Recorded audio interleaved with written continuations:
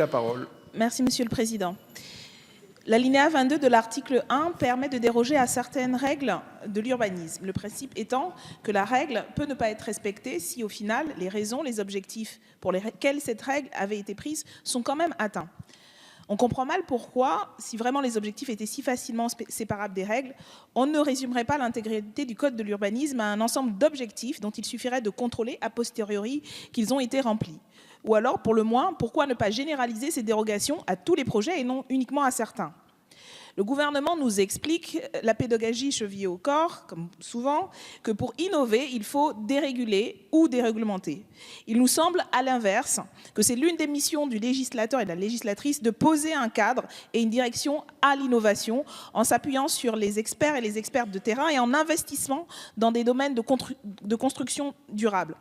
Dans ce cadre-là, les questions de la fixation claire des objectifs, de l'indépendance et de l'expertise des entités chargées de les contrôler, de même que des moments où interviennent le contrôle des objectifs atteints sont centrales. Sans quoi, ces objectifs, qui doivent nécessairement devenir des obligations de résultat en l'absence de règles intermédiaires, ne contraignent plus les maîtres et les locataires d'ouvrage. L'efficacité de ces contrôles, du fait en partie du caractère expérimental, reste à être éprouvée, démontrée ou corrigée. Notre amendement vise en cela à préciser le périmètre autorisé des dérogations afin de ne pas remettre en cause, dans un souci d'expérimentation et d'innovation, les règles communes de sécurité, de santé publique et de protection de l'environnement qui doivent être les clés de voûte de toute construction et d'autant plus des constructions dans lesquelles les pouvoirs publics sont partie prenante. Merci beaucoup, Madame Obono. Monsieur le rapporteur, quel est l'avis de la commission ? Merci, Monsieur le Président. La situation actuelle est la suivante. L'expérimentation du permis d'innover instaure une obligation de résultat qui doit démontrer par une étude d'impact quand la norme existante impose une obligation de moyens. L'objectif et notre état d'esprit est celui de la libération des moyens, mais à aucun moment de réduire le niveau d'ambition des exigences, qu'il s'agisse des exigences de sécurité des personnes, de santé ou d'ambition environnementale. Défavorable. Merci, Monsieur le Ministre. Vous avez la parole. Oui, Monsieur le Président, Mesdames, Messieurs les députés, c'est un avis défavorable. Mais ce que je tiens à vous dire, Madame la députée, c'est que là, vous exprimez vraiment une méfiance systématique par rapport aux élus locaux. Parce qu'à force de considérer justement qu'il faut encadrer les élus locaux, mais faites-leur un minimum confiance. Je pense que c'est assez indispensable. Parce que la difficulté aujourd'hui, c'est justement l'accumulation de ces réglementations qui ne permettent pas aux élus locaux d'avancer normalement, dans de bonnes conditions, dans l'intérêt de leurs concitoyens. Merci beaucoup. Madame Obono, vous souhaitez réagir à la position du gouvernement ? Oui, et faire preuve peut-être à mon tour de pédagogie. Non, Monsieur le Ministre, je ne crois pas que le travail parlementaire qui a pour responsabilité de faire la loi, d'édicter des règles, et des règles qui sont là, non pas pour contraindre, non pas pour jeter la suspicion, mais pour donner, y compris, des directions politiques claires. Donc, il ne s'agit pas d'être méfiante et de ne pas faire confiance aux élus locaux. Je pourrais vous retourner le même argument, on l'a vu dans les débats précédents. Je pense qu'une bonne partie de ce que vous faites dans ce projet de loi, c'est justement de dessaisir les élus de terrain au plus près des habitants de leur pouvoir et d'un certain nombre de prérogatives. Donc c'est plutôt de votre côté qu'on retrouve cette volonté de concentrer les pouvoirs au niveau de l'exécutif et de concentrer les pouvoirs du coup et de dessaisir les élus locaux. Mais il nous semble que sur un certain nombre de questions, et je suis sûre que grand nombre d'élus locaux, grand nombre de maires seront d'accord là-dessus, il est important d'encadrer et de considérer qu'un certain nombre de règles favorables aux questions environnementales ne peuvent connaître des dérogations parce que c'est un objectif politique qui devrait être partagé par tous, que pour la santé, pour la sécurité et pour l'environnement, on va contraindre malgré tout, on va se contraindre, y compris soi-même, à maintenir une exigence de moyens et non pas simplement être dans l'idée d'une efficacité qui serait simplement possible si on dérégule et si on ne donne pas de cadre. Nous pensons que la loi, au niveau national, donne justement les possibilités de mieux faire et de mieux guider, et justement que la dérégulation et l'anarchie de votre système néolibéral que vous défendez si ardemment. Et donc, je pense qu'au contraire, cet amendement, s'il était voté, donnerait plus de sécurité politique et de clarté politique à ce projet de loi, au moins à cet article. Merci beaucoup, Monsieur Lagarde. Vous avez la parole. Pédagogie pour pédagogie, je veux soutenir le texte du gouvernement. Je vois encore en ce moment qu'on oblige des collectivités à faire des études environnementales pour préserver, entre guillemets, l'environnement, et je suis défenseur, évidemment, de ce genre de mesures, sauf qu'il faut éviter qu'elles confinent à l'absurde. Quand dans une opération de renouvellement urbain, vous avez absolument tout de bétonné, on vous oblige à faire 1 an d'études, parce qu'il faut passer les 4 saisons, pour voir quel est le biotope de la cité. Je pense qu'on est dans l'excès et qu'on peut avoir une dérogation. Quand vous êtes sur un parking de centre-ville, intégralement bétonné, et vous êtes obligé de faire 1 an d'études pour voir comment on préserve la biodiversité, on nourrit des cabinets conseils, on perd 1 année d'opération qui serait utile à la population. Donc il y a des fois, il faut pouvoir avoir des dérogations. Merci beaucoup, Monsieur Lagarde. Je vais donc mettre aux voix cet amendement 2174. Chacun regagne sa place. Le scrutin est ouvert.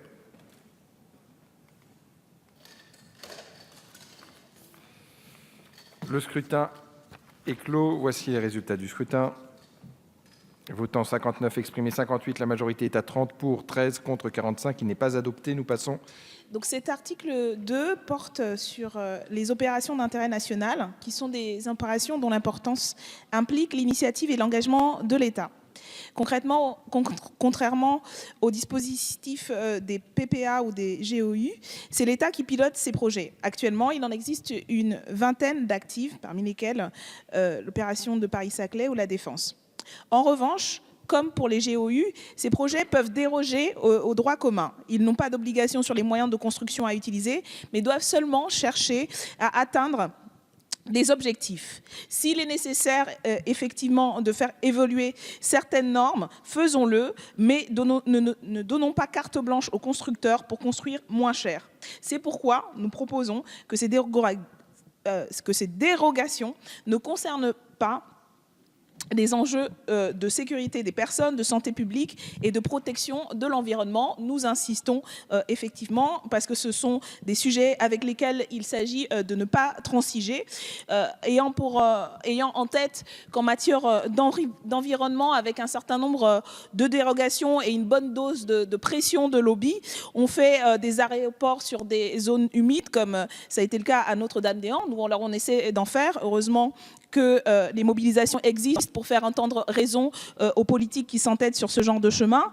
On fait des routes là où résident des espèces protégées, comme le grand contournement de Strasbourg. On fait des parcs dans des forêts comme Center Park à Roibon. Il nous semble que dans ce genre de cas, et il en existe beaucoup, peut-être autant que les exemples donnés par notre collègue Lagarde sur les parkings bétonnés, que dans ce genre d'exemple, il faut faire en sorte que la loi limite ce type de dérogation. Nous proposons que des obligations en termes de construction de logements sociaux, qui devraient représenter à notre avis 30% de logements construits, soient inclus dans cet article, afin, encore une fois, de contrebalancer ce qui ne se fait pas par ailleurs, et du coup de faire en sorte que cet article ait au moins l'utilité de faire avancer la question du logement social. Nous ne devons pas perdre de vue la demande sociale forte qu'il existe. Il s'agit de ne pas se lancer dans des grands projets inutiles, mais de répondre aux besoins de nos concitoyens et concitoyennes avec des propositions en matière de logement social accessible. Et c'est pourquoi nous proposerons ces amendements, dont nous espérons qu'ils rencontreront votre assentiment, même si nous n'aurons pas la possibilité de les défendre jusqu'au bout, sans quoi nous nous verrons dans l'obligation de voter contre cet article, puisque de notre point de vue, il ne va pas dans le bon sens. Merci beaucoup.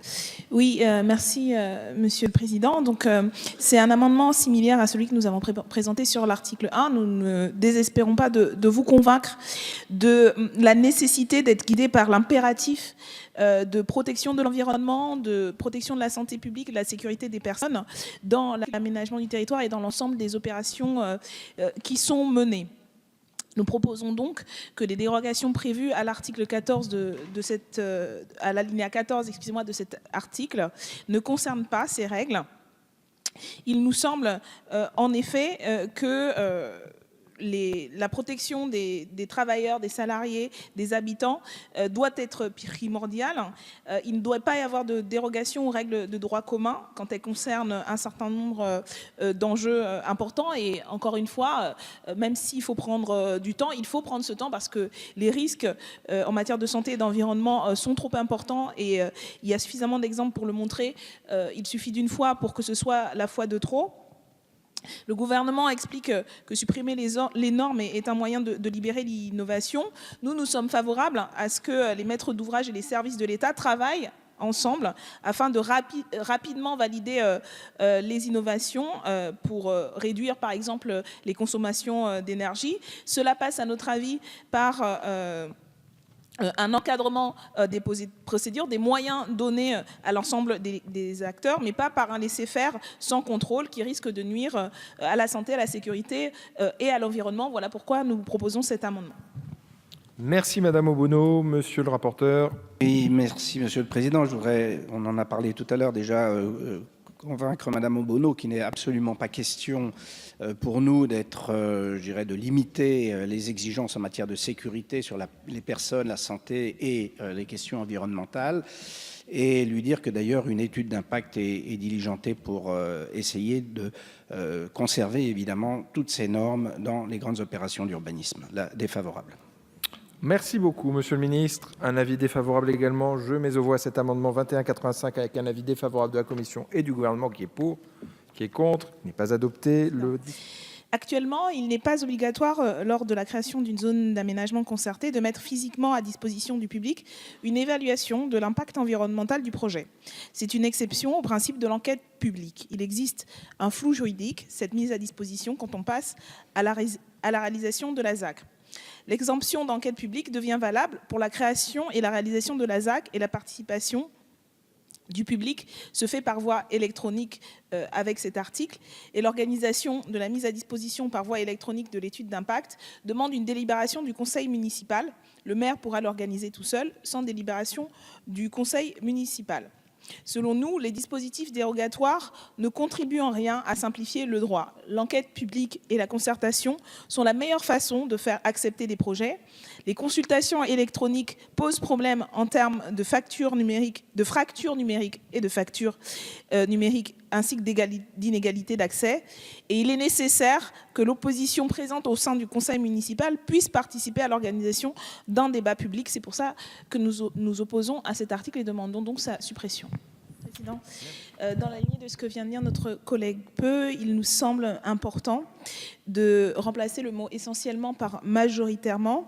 Étant donné la forte demande de logements à prix abordable, il paraît contradictoire de privatiser du foncier public tout en réduisant les obligations de construction de logements. Comme l'explique d'ailleurs la Fondation Abbé Pierre, la vocation de ce dispositif est de favoriser l'offre de logements abordables et de garantir en contrepartie de l'avantage accordé une proportion de logements sociaux.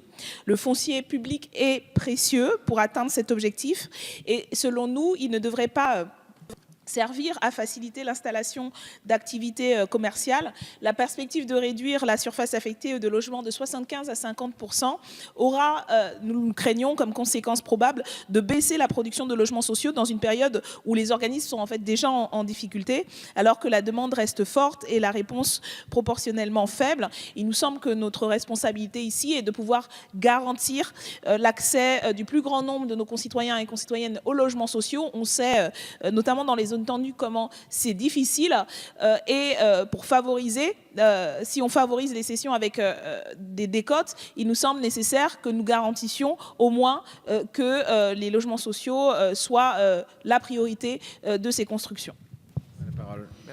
Merci, Monsieur le Président. Rapidement, pour réagir à l'intervention de notre collègue tout à l'heure sur 2 points.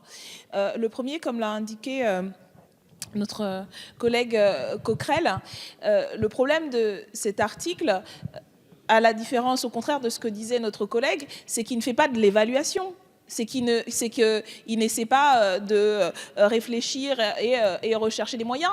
Il impose, il permet des dérogations. C'est écrit noir sur blanc. Et on voit bien que c'est un sujet de débat.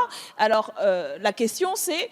On devrait se donner le temps, y compris si on pense qu'il y a des ajustements à faire pour faire cette évaluation. Il n'y a pas d'étude d'impact qui est proposée là-dessus, sur un sujet où, encore une fois, on se félicite que cette loi ait été votée à l'unanimité et qu'elle a marché, elle a réussi à protéger.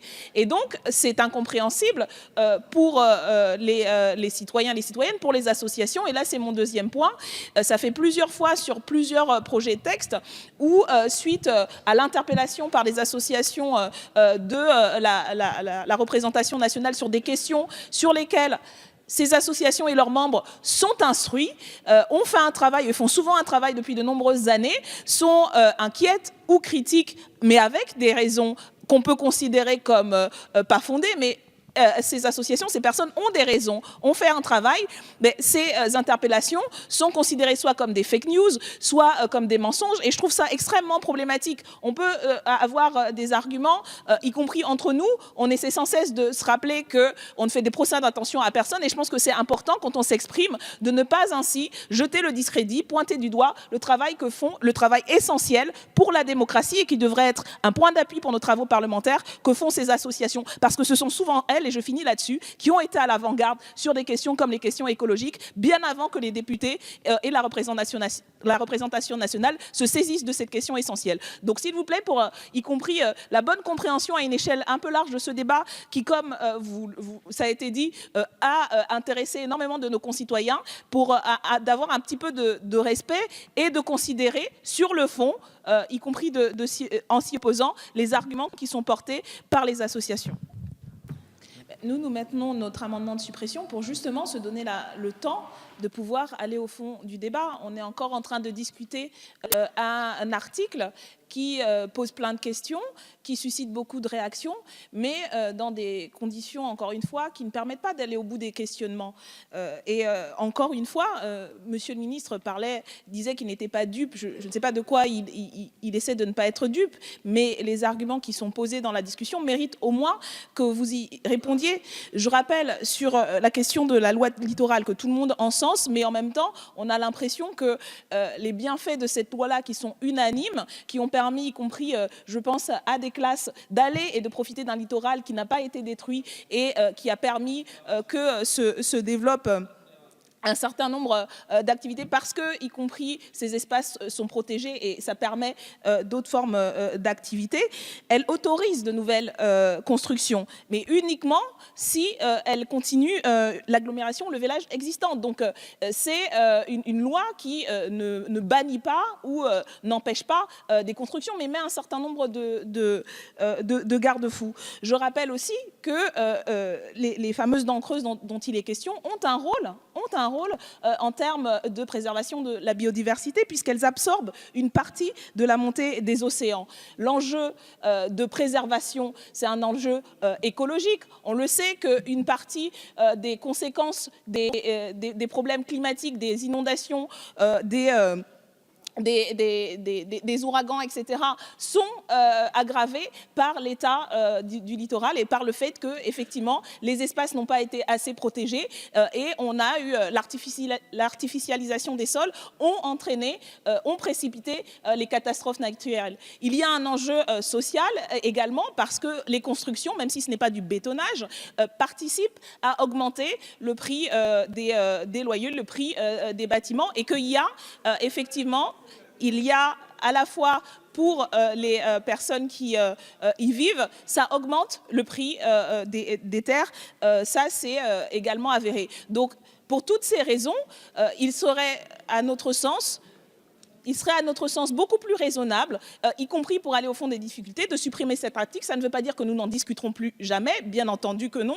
Nous avons encore de longs mois et quelques années dans cet hémicycle. Nous pouvons y compris continuer ce qui a été déjà fait et entamé par nos collègues et faire les choses tranquillement, proprement, plutôt que de se précipiter, y compris dans des conditions qui ne sont, à mon sens, vraiment pas raisonnables. C'est pour ça que nous maintenons cet amendement de suppression et nous pensons qu'il est nécessaire qu'on réfléchisse sérieusement sur un enjeu de cette taille.